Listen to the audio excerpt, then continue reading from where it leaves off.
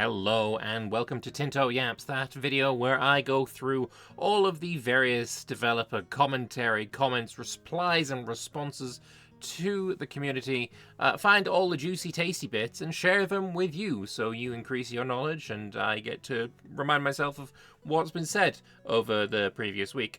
Of course, we had the parliaments, we also have a Saturday building, we also have the Central American maps to look at, but before we get into any of that, I just do the awkward thing of asking you to subscribe to the channel. I need the subs, you need the information, it's a win-win. We can have this symbiotic relationship going on, and let's with that awkwardness out of the way, let's go and have a look at the Saturday building.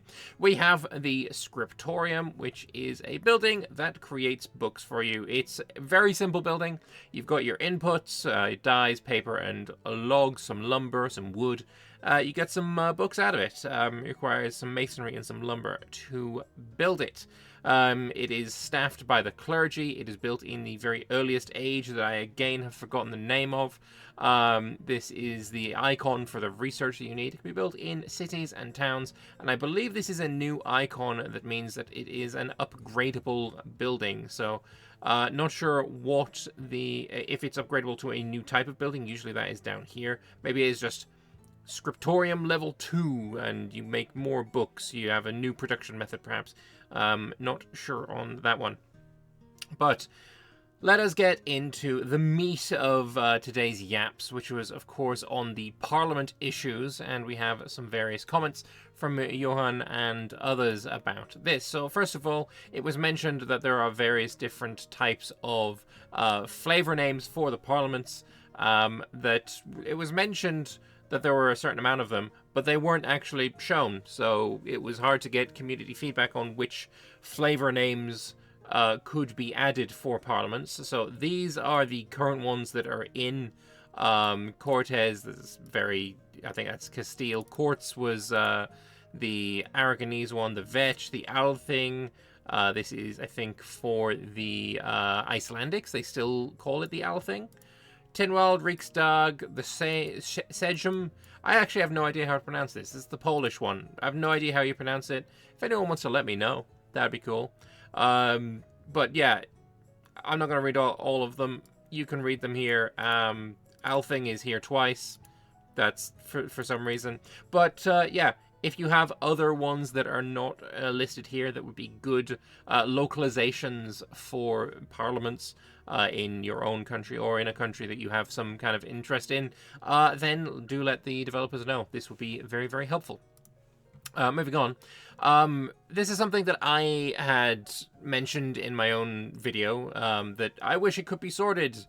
I didn't realize that it had these buttons on top. I guess I just blanked over that. They're sorted in various different ways. Alphabetical is how they had sorted it, but there are, this alphabetical, this is, I guess, sorting by which estate it is, or maybe this is by which one gives the most power to your, to your chosen parliament debate. That's good. That's good. Having these sorting options, and then saying almost all lists in the game are also sortable. That is fantastic news, and it's something that I really probably should remember for next time, because I'm sure I'll probably try and complain about it again. Will be in-game options to have bicameral or unicameral governments. Same for presidential versus parliamentary systems. Not in this game. Bicameral governments, and so we're talking about things like in the UK, we have the House of Commons and the House of Lords. That is bicameral. That is two houses, essentially. But that is more of a Victoria thing, so we're not going to be getting that.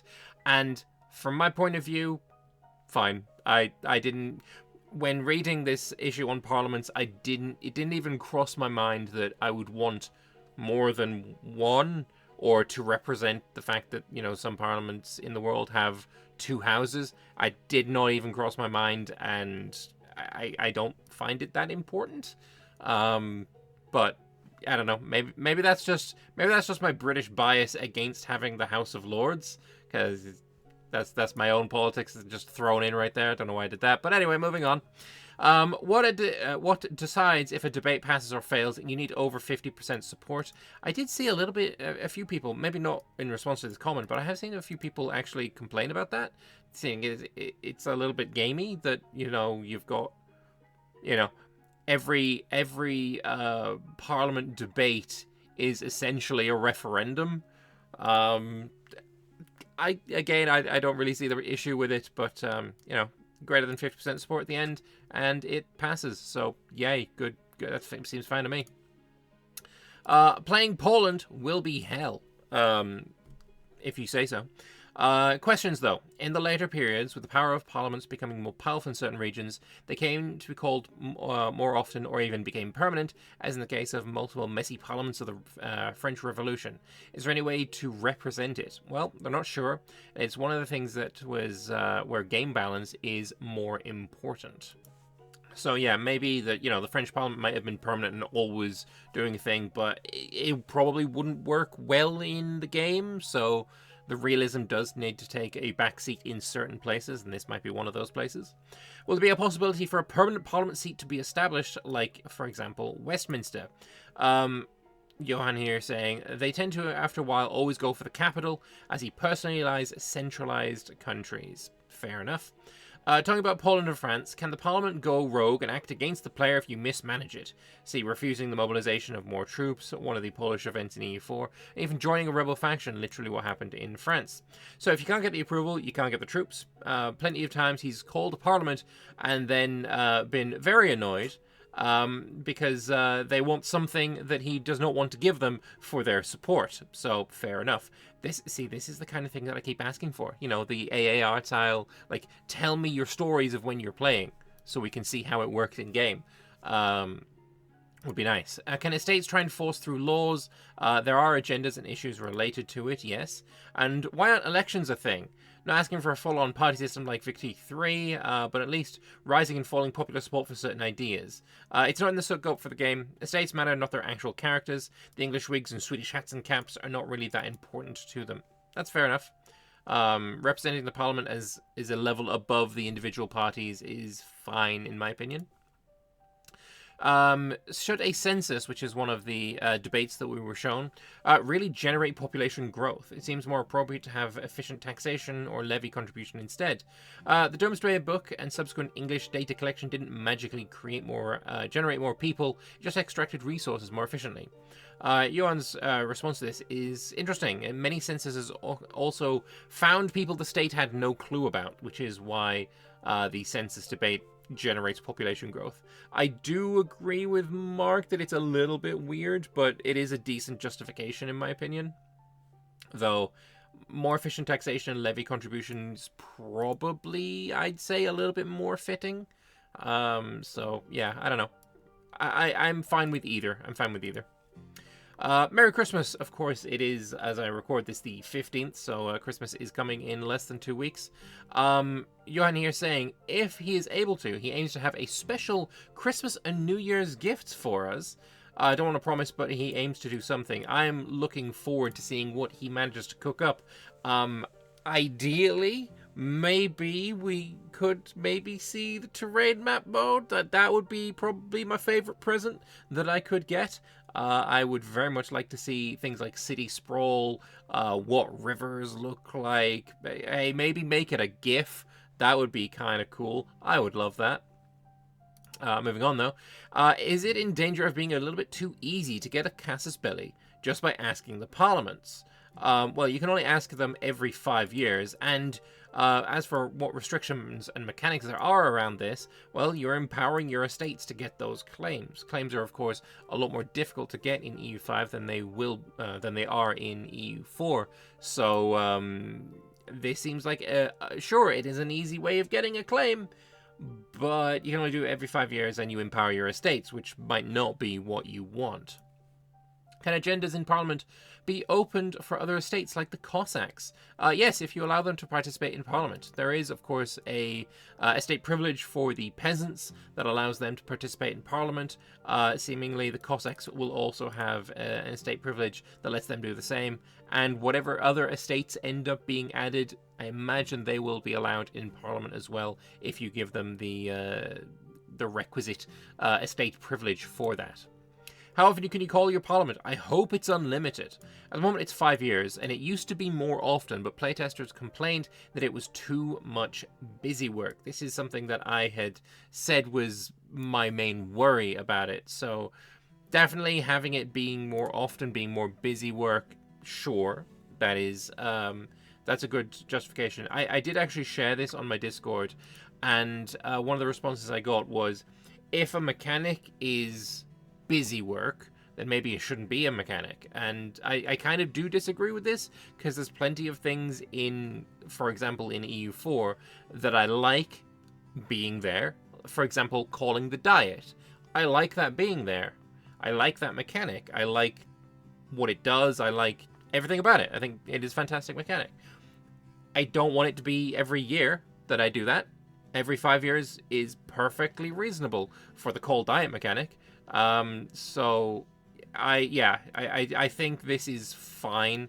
I am still worried, maybe a little bit, that it is going to be a little bit of busy work even at the 5 year time period, but it will take me actually playing with it to really determine that for sure.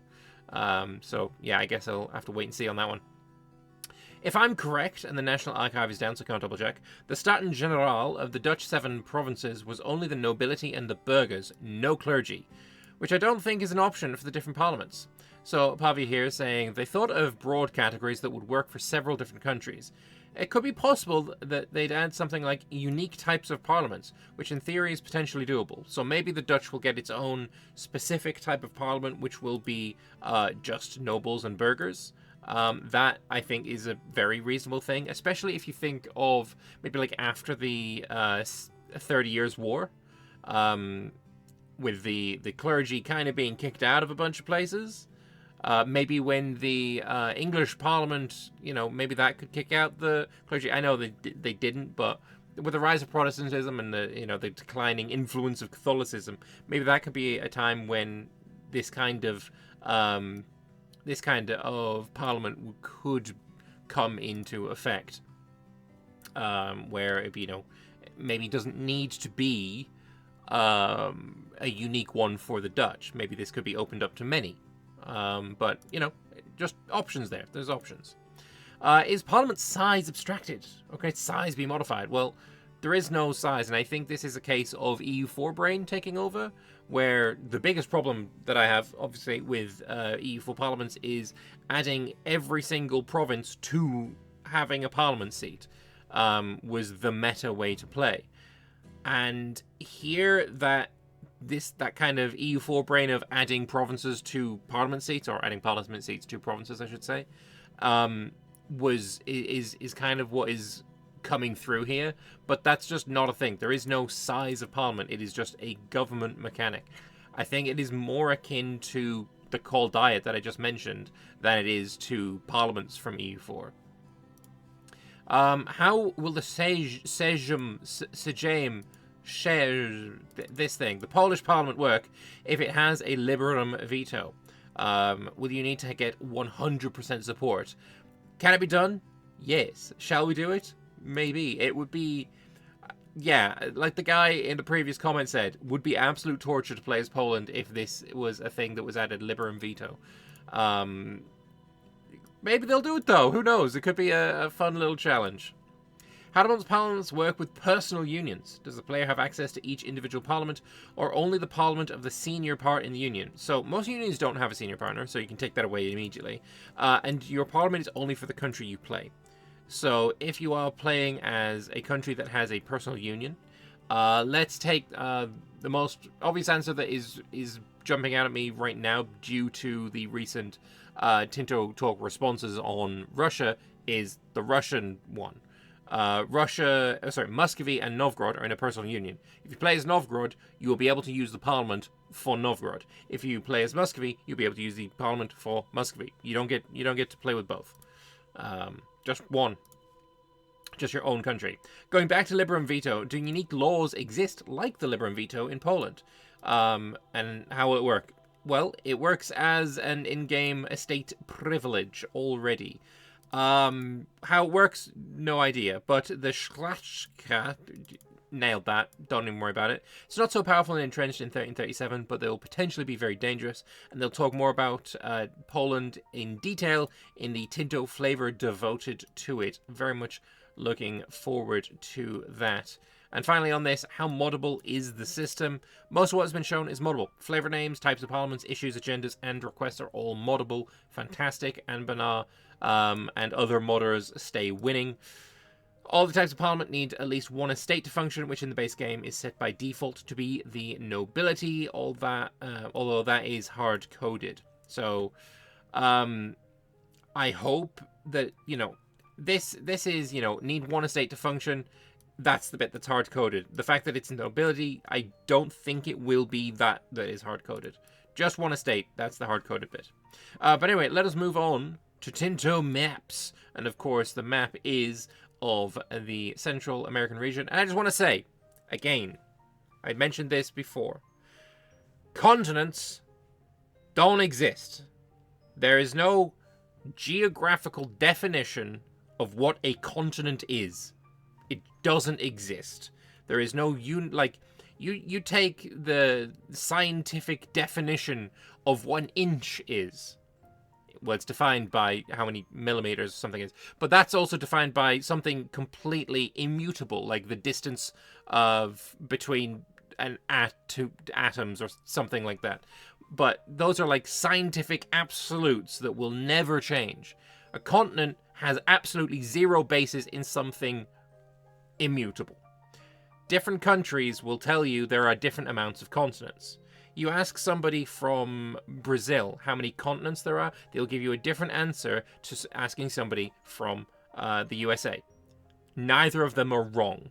So, paradox having Central America be separate from North America and separate from South America isn't wrong. So I really need you guys to stop correcting me when I say we're looking at the Central American map and saying it's actually part of North America when it's literally just not the case. That some countries don't even consider North and South America to be separate continents. This is fine to be the Central American, you know, continental area. It is fine. Please. Just stop.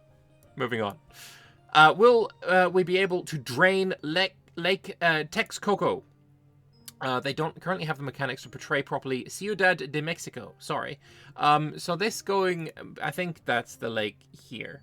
I think. It's the only lake I really see, and it makes sense for it to be this one. But essentially, this comes back to that idea of, can we change terrain? And I've seen a bunch of comments about it. Essentially, the original one that I remember is asking if the Dutch could drain the swamps and turn what is essentially sea tiles into land tiles. And that, for me, I would have given that like an absolute no. I would never have expected the sea to be able to change into land. But the idea of changing a forest into plains, that is something that I think should be doable. And the responses were always, they're waiting on code technology that isn't ready yet. And this, to me, seems something along the same lines. They don't currently have the mechanics to do that. Maybe that will be in the game by the time of release. Maybe that code base will be possible. The update the Clausewitz engine or something along those lines. Maybe. But I think that would be cool. I think it would be cool if you could drain lakes. But I'm more, I don't really care too much about the lakes. I'm more interested in changing terrain, changing the vegetation, let's say, rather than the topography. But anyway, moving on. How does the location density in central and southern Mexico and Guatemala compare to, say, the eastern seaboard of the US? Central Mexico is more dense, and they'd have to check out more detail for the others. Are you open to increasing location density in parts of the region? As always, it depends on feedback. Of course, it always depends on feedback. Are the League of Mayapan and the Triple Alliance IOs, are they in the game? They have planned to have both, so that's two IOs that are, I guess, semi-confirmed. They have plans for it. They're not in right now. Will the downfall of the Tepanex or the European contact be situations? So, right now, there are 3 different situations regarding European arrival to the New World. They have the Treaty of Tordesillas situation, the Great Pestilence, which we now have a name for it, and the Columbian Exchange, and some unique mechanics for some of the colonizing powers besides the generic mechanics. They'll talk about all of them in future Tinto Talks and Tinto Flavor. And then talking about dynamic locations and stuff, but there weren't really any answers on those. Will Tenochtitlan have some kind of a location modifier to represent the city itself that is it's on an island, making it extremely difficult to take? A location modifier would be possible to do, and it's a good idea, so they're bookmarking that, and most likely that will be something that we'll have to deal with. Whether that's a straight crossing, I doubt, or something, just make it quite difficult to siege because it is technically and literally an island. Will there be more competition in the Caribbean, with 4+ colonial nations showing interest rather than 1 to 2? More locations available for colonization means that it will be more difficult to cut other countries from colonization without a war. It should make the region much more interesting in multiplayer, and I think this might be one of the first times that multiplayer has been mentioned, so yay, awesome. But yeah, making the area much more interesting in multiplayer is great, though I still imagine people will be getting hella pissed when, 2 people are playing colonial nations and they're both going for the Caribbean. It is going to be a case that somebody is going to be like, I want all of the Caribbean. This is my colonial region. Because generally, in multiplayer, people are splitting colonial borders by, the colonial regions. Colonial regions aren't really a thing in EU5, but I imagine the same kind of mentality is probably going to hold over, if I was to guess, judging just from my experience in multiplayer. And that is it. That is all I have for you today. Of course, I did a little bit of the Russia feedback in the Friday map post as well, so there wasn't anything extra added there that I could see. But anyway, thank you all very much for watching. I hope you guys have found this video interesting and enjoyable to watch and all of that good stuff. A reminder that if you want to help me out, subscribing to the channel is a huge benefit to me and costs you essentially nothing. Yeah, I would really enjoy it if you did that. So, until next time, thank you very much for watching, and I'm looking forward to seeing what we will learn on Wednesday's Tinto Talks. I will see you then.